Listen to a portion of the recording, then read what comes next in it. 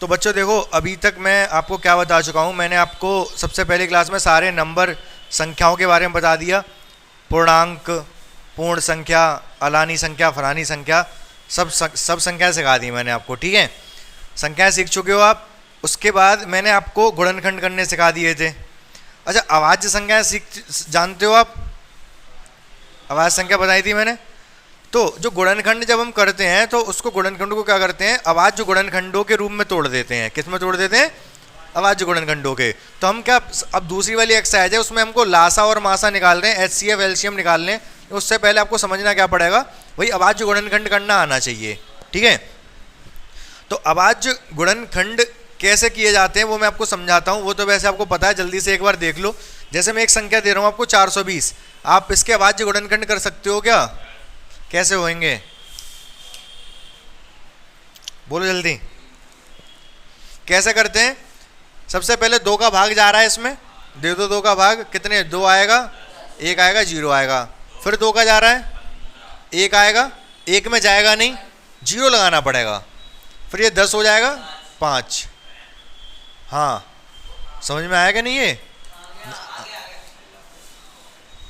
ठीक है। अब 2 से तो नहीं जाएगा ये, पूछो क्यों? क्योंकि विषम संख्या बन चुकी है। हाँ? कुछ नहीं है, अभी कुछ नहीं, केवल गुणनखंड कर रहा हूं। तो अब किससे करेंगे? 3 से करके देखेंगे। 3 से जा रहा है ये, 3 से चला जाएगा ये। 3 से 3 बार जाएगा, 1 बचेगा 5 बार।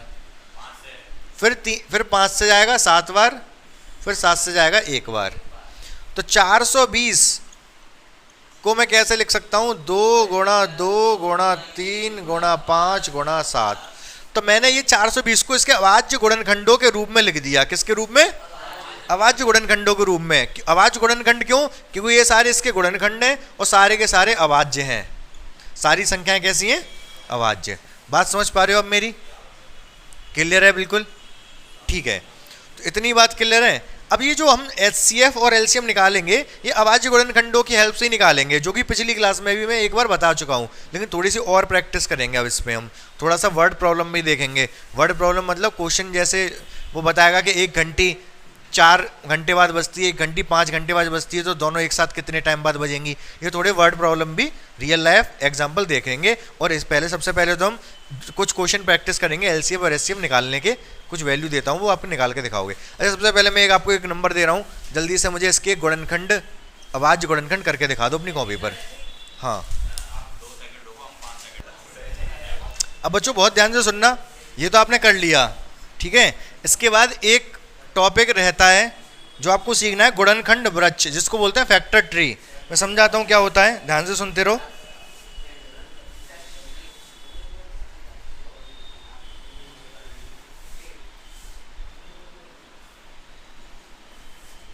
क्या बोलते हैं इसको? Factor tree.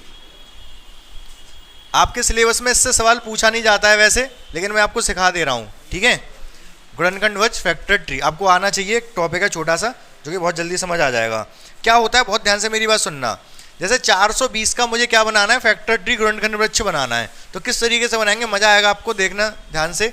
मैं सबसे पहले लिखूंगा 420, ऐसे लिख दूंगा 420, एक बॉक्स में बंद कर दूंगा। तो अब मैंने इससे 2 से भाग दिया था ना, तो 2 से भाग दिया था, इधर लिख दो आप इसमें 2 और इधर लिख दो इसमें 210। 2 से भाग दिया था तो 210 आया था। तो 2 और 210 क्या मतलब है इसका, मैं समझाता हूं अभी। मतलब ये इन दोनों की गुणा करेंगे तो 420 आ जाएगा, ठीक है। फिर मैंने 210 में 2 की भाग दी थी। 210 में किसकी भाग दी थी? 2 की। 210 में 2 की भाग दी थी, 2 की भाग दी थी, कितना आ जाता है? 105। मतलब इन दोनों को गुणा करूंगा तो 210 मिलेगा। फिर 105 में 3 की भाग दी थी, कितना आया था? 35। फिर 35 में मैंने 5 की भाग दी थी, तो कितना आया था? 7, ठीक है। और फिर यहां पर ये इसका दी एंड हो जाता है। 7 खुद एक अभाज्य संख्या है। अब 7 में किसी का भाग नहीं जाएगा ना, तो आप देख पा रहे होगे यहाँ पर हमें क्या क्या मिले। गुणनखंड इसके 2, दो, तीन, पाँच, सात, ये हमें किसको गुणनखंड मिल गए। हाँ बात वही है, सात में तो उसको सात का करना थोड़ा ना है, यहाँ पर ही तो एक ला के रखते हैं, वहाँ पर ऐसे ही छोड़ दो। बात समझ गए कि नहीं? ये आपको फैक्टर ट्री गुणनखंड वृत्त समझ में आ गया, आसान था बहुत। इसको यहीं खत्म करते हैं, ज़्यादा कुछ था नहीं इसमें। नेक्स्ट टॉपिक पे आते हैं।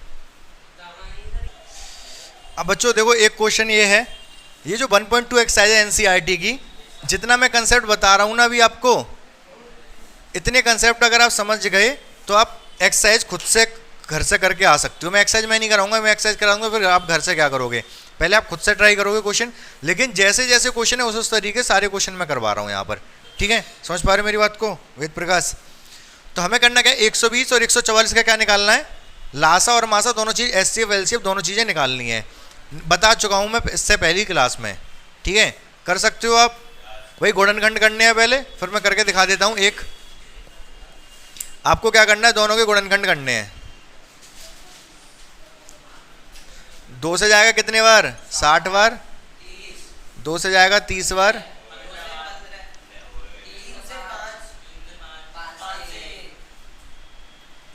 तो हमने 120 के क्या कर दिए ये, अभाज्य गुणनखंड क्या कर दिए, अभाज्य गुणनखंड। इसी तरीके से आप 144 के कर दो। 2 से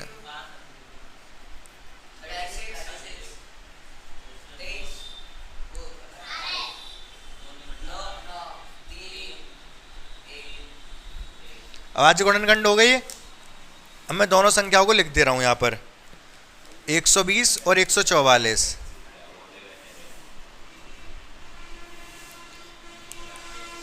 आप इनके क्या लिख लो, 2 गुणा 2 गुणा 2 गुणा 3 गुणा 5।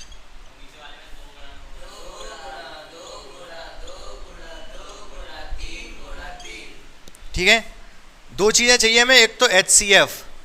एचसीएफ को क्या बोलते हैं, हाईएस्ट कॉमन फैक्टर। ये फैक्टर है और वो भी सबसे बड़ा। ठीक है, मैंने एक ध्यान से देख लेना, पिछली क्लास एक बार रिवाइज कर लेना कैसे निकलता है। कॉमन है, हाँ आज वीडियो डाल दूंगा मैं। ये भी कॉमन है, ये भी कॉमन है, ये 3 कॉमन है। ये 2 गुणा 2 गुणा 2 गुणा 3 कितना आ गया, 8 या 24। एचसीएफ 24 हो गया। एलसीएम, एलसीएम फुल फॉर्म क्या होती है, लोएस्ट या फिर लीस्ट कॉमन मल्टीपल। इसको मासा बोलते हैं, इसको लासा। ठीक है, तो कैसे निकलेगा, ये सारे तो उतार ही दो। 2 गुणा 2 गुणा 2 गुणा 3, ये सब उतर गए। अब जो बचे रह गए, जैसे ये 2 रह गया, ये 5 रह गया और ये 3 रह गया। तो देखो मेरे प्यारे भाइयों और बहनों, ये तो 24 है, ये तो ऊपर कैलकुलेट कर चुके हैं। 24 की हम करेंगे किस में गुणा, 5 में, कितना आएगा पता है, 120। 120 की करेंगे 3 में, पता है कितना आएगा, 360। 360 की करेंगे इसमें 720। 720 आ रहा होगा, ये चेक कर लो आप। तो लासा मासा निकालना सीख पाए आप।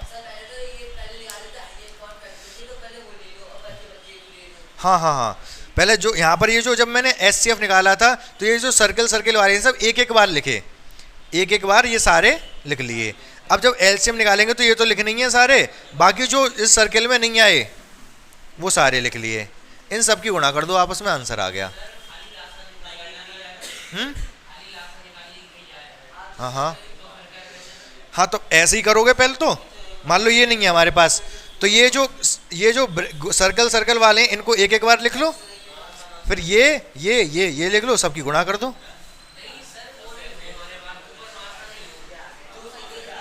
ये ना हो, मान लो नहीं है ये बन चुका है हमारा, इतना तो करना पड़ेगा। ठीक है, ये वाला 2 लिख लो एक बार केवल, ये दोनों एक बार, ये दोनों एक बार, ये दोनों सर्कल वाले एक बार, बाकी जो बच्चे कुछ ये लिख दो, गुणा कर दो, आंसर आ जाएगा। समझ पाए नहीं समझ पाए? हाँ,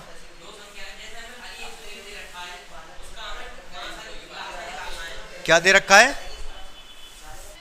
तो देखो बच्चों, ये चीज़ तो आपको आती है, समझ गए, कोई प्रॉब्लम नहीं है। एक चीज़ जो मैं सिखाने जा रहा हूँ उसको बहुत ध्यान से समझना। फ़ायदा क्या होगा, एक मतलब जब स्टैंडर्ड तरीके पे जाओगे, जब आप बड़ी क्लास में जाओगे तो उसी तरीके से क्वेश्चन सॉल्व करने होंगे। नहीं, एलसीएम एससीएफ जो सॉल्व करना होगा वो थोड़ा देखने का तरीका अलग होगा, उस तरीके से जो टफ क्वेश्चन होंगे वो उसी तरीके से होंगे। ठीक है, क्या तरीका है वो अभी से समझ लो बहुत ध्यान से मेरी बात को। जैसे ये 2 1 2 3 3 2 है, यहाँ पर मैं इसको ऐसे लिख सकता हूँ 2 की पावर 3। ये 1 3 अकेला है और ये 5 1 अकेला है। जब 144 गुणनखंड किए तो ये आया 2 कितने बार आया, 2 की पावर 4, 3 की पावर 2। यहां तक बात समझ में आ गई। अब आपको क्या करना है, बहुत ध्यान से मेरी बात सुनोगे, हम आप इसी तरीके से ही करना, और पेपर में भी चाहे अभी भी जो तरीका मैं सिखा रहा हूं इस तरीके से ही करोगे आप। अगर आपको चाहिए क्या, HCF, क्या चाहिए, HCF मतलब मासा, तो कॉमन ढूंढो। इसमें कॉमन कौन कौन है, 2 और 3 कॉमन है, 2 कॉमन है और 3 कॉमन है। उसमें अभी छोटी पावर वाला लोगे, इसमें 2 की पावर 3 है, इसमें 2 की पावर 4 है। छोटी पावर किसकी है, ऊपर वाली, मतलब 3 पावर कॉमन है, 4 इसके पास, तो 1 पावर एक्स्ट्रा है, तो 2 की पावर 3 लिख दोगे। 3 की पावर 1, 3 की पावर 2, कम किसकी है, तो कम वाला लिख दोगे 1 पावर।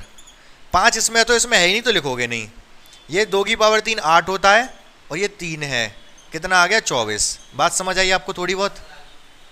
अगर हम निकालेंगे एलसीएम, क्या निकालेंगे, एलसीएम लासा। जब लासा निकालेंगे तो कैसे होएगा, अब लासा में क्या बड़ी बड़ी पावर लिखेंगे, यहां पर 2 है, यहां पर भी 2 है, लेकिन बड़ी पावर किसकी है, नीचे वाले की, तो 2 की पावर 4 लिख देंगे। 3 यहां पर भी, बड़ी पावर किसकी है, तो पावर 3 की पावर 2 लिख देंगे। 5 नीचे है ही नहीं, ऊपर है, तो ऊपर है ना, तो 5 लिख देंगे। समझ पाए आप मेरी बात को। अगर आपको देखो समझ में आ जाना चाहिए, नहीं समझ में आया तो पूछ लेना, अगर बहुत ही ज़्यादा दिक्कत हो, बिल्कुल समझ में ना आ रहा तो पीछे वाले मेथड से ही कर लेना। ये 2 की पावर 4 होता है 16, 3 की पावर 2 होता है 9, 5 तो 5 हो गया, 16 पंजे 80, 80 निम्मा 720, 9 7 9 8 72, वो 0 पीछे लगा दिया मैंने। समझ में आया ये वाला मेथड आपके, हाँ ये वाला मेथड समझ, अगर ये समझ में आ गया तो ये बहुत बेहतरीन मेथड है, इसको समझो आप। ठीक है, देखो एक चीज और होती है, एक मेथड ऐसा होता है कि 120 और 144 एक साथ रख लेते हैं, उसी में डिवाइड करते चले जाते हैं, जब तक दोनों में डिवाइड हो रहा है एचसीएफ हो जाता है, फिर पूरा जब डिवाइड खत्म हो जाता है तो एचसीएफ हो जाता है। वो वाला मेथड नहीं सिखा रहा मैं, क्योंकि वो उसको आप रट तो लोगे लेकिन उससे कुछ अच्छा नहीं सीख पाओगे। जैसे ये मैंने सिखाया है आपको, इससे जो क्वेश्चन आप सीख पा रहे हो ना, इससे और भी जो टफ लेवल के क्वेश्चन होंगे वो भी सीधे सॉल्व होंगे। समझ पा रहे हो मैं क्या कह रहा हूँ। ठीक है, पहले इसको नोट करो, मैं कराता हूँ। अब बच्चों देखो, मैंने 3 संख्याएं दे दी, इनका आपको क्या निकालना है, एचसीएफ और एलसीएम निकालना है। निकाल पाओगे आप, हाँ एचसीएफ और एलसीएम। 2 से भाग जाएगा 13, 13 से एक बार, 2 से जाएगा 36, 2 से जाएगा 18, 2 से जाएगा 9। समझ गए, आगे आ जाओ। 2 से जाएगा कितना, 3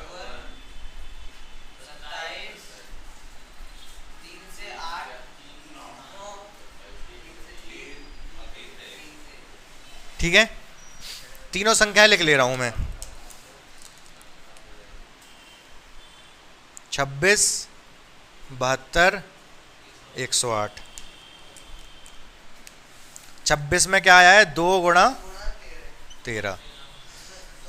2 कितने बार है, 3 बार, तो 2 की घात 3। 3 कितने बार है, 2 बार। सही बात है, इसमें 2 2 बार आया है, 2 की पावर 2,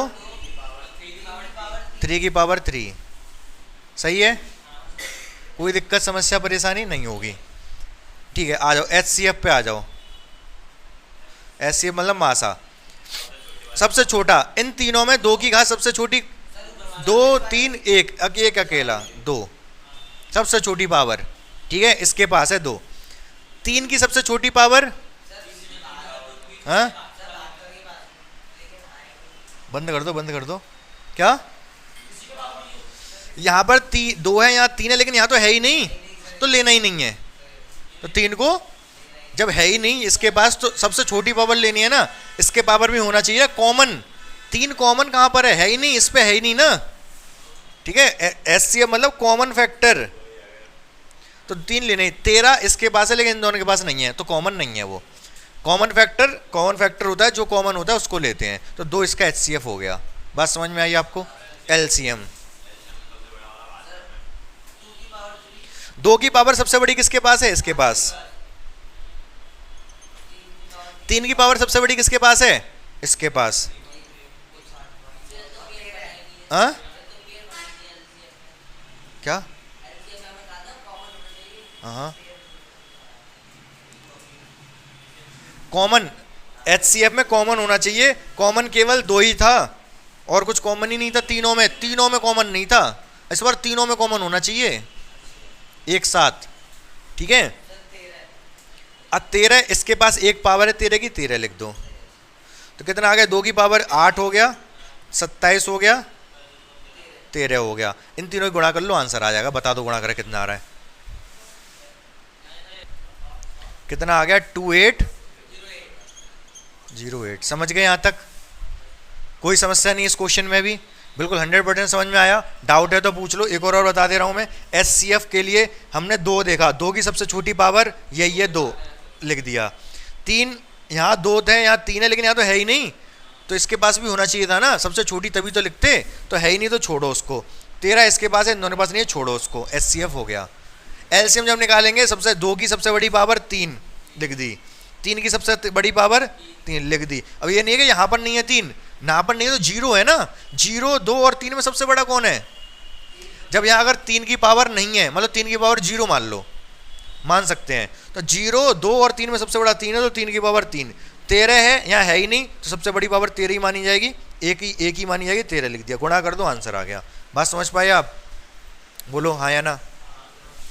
अच्छे से समझ में आ गया? बिल्कुल 100%। ठीक है, आगे बढ़ता हूँ फिर मैं। 12 और 18 फटाफट से बच्चों इसके एलसीएम और एचसीएफ बता दो मुझे।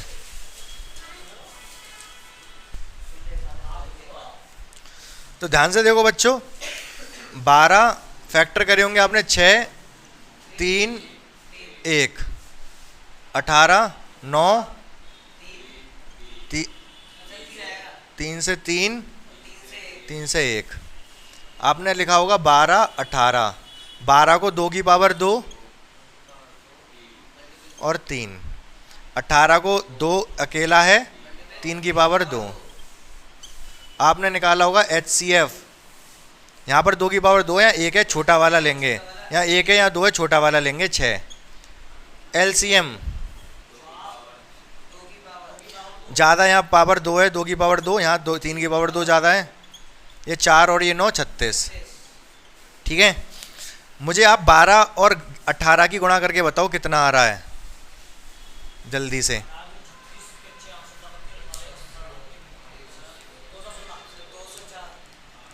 हम्म, 216। मुझे आप 36 और 6 की गुणा करके बताओ कितना आ रहा है।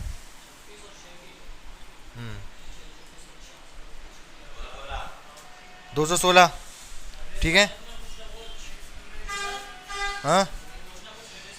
हाँ, तो यहाँ से क्या रिलेशन निकल रहा है? यहाँ से रिलेशन निकल रहा है फर्स्ट नंबर सेकंड नंबर की गुणा करके वही आएगा जो एचसीएफ और एलसीएम की गुणा करके आएगा। फॉर्मूला लिख लो। फर्स्ट संख्या लिखोगे, नंबर लिखोगे, नंबर लिख लो। First number into second number बराबर होता है एचसीएफ गुणा एलसीएम। याद रहेगा ये फॉर्मूला? लिख लो अपनी कॉपी में, छाप लो।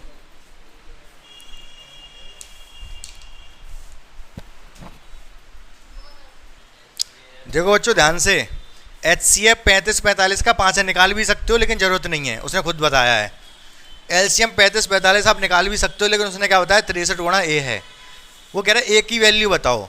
तो वैसे हम सॉल्व भी कर सकते हैं, हमें एलसीएम निकालना आता है, लेकिन जब इसने इस तरीके से बोला है तो हम इसी के तरीके से निकालेंगे, जो कि बहुत आसान पड़ेगा। कैसे, बहुत ध्यान से समझना मेरी बात को। वो फॉर्मूला क्या है, फर्स्ट नंबर सेकंड नंबर। ये कह रहा है एचसीएफ किसका, 3545 का 5 कह रहा है, और एलसीएम 3545 का ये कह रहा है। तो ये फॉर्मूला आएंगे, फर्स्ट नंबर कितना 35, सेकंड 45, बराबर किसके होगा, एचसीएफ गुणा एलसीएम। एचसीएफ कितना है 5 गुणा एलसीएम, एलसीएम कितना है, ये फॉर्मूला लगाया मैंने, समझ गए फॉर्मूला कैसे लगाया। ये फर्स्ट नंबर है गुणा ये सेकंड नंबर है, ये एचसीएफ है, ये एलसीएम, यही तो फॉर्मूला बताया मैंने अभी, ये वाला। तो फर्स्ट नंबर की जगह 35, सेकंड नंबर की जगह 45, एचसीएफ की जगह 5, एलसीएम की जगह 63 गुणा ए लिख दिया। 5 से 35 कट गया 7 बार, 7 से 63 कट गया 9 बार, 9 से 45 कट गया 5 बार, तो ए की वैल्यू 5 आ गई। इधर 5 रह गया, उधर ए रह गया, समझ गए हैं। तो काटना ही तो है यार। 5 से 35 कट गया 7 बार, 7 से 63 कट गया 9 बार, 9 से 45 कट गया 5 बार, इधर 5 रह गया, उधर रह गया, ए की वैल्यू 5 आ गई। 1.2 जो एनसीईआरटी की एक्सरसाइज है 1.2, वो आप कर सकते हो। अब एक क्वेश्चन रह गया बताने के लिए, वैसे 2 क्वेश्चन बताने के लिए रह गए, जो आप शायद नहीं कर पाओ, छठवां सातवां, बाकी जो स्टार्टिंग के सारे क्वेश्चन आप कर सकते हो। समझ रहे मेरी बात को। तो इतना आपको करके लेके आना, एनसीईआरटी के 1.2 घर से करके लेके आनी है, केवल 2 सवाल, लास्ट के 2 सवाल छोड़ के, कि उसके जैसे सवाल मैं कल कराऊंगा, ठीक है। अगर उसमें दिक्कत आएगी एनसीईआरटी में तो भी बता, मिलते हैं अगली वीडियो में, ठीक है।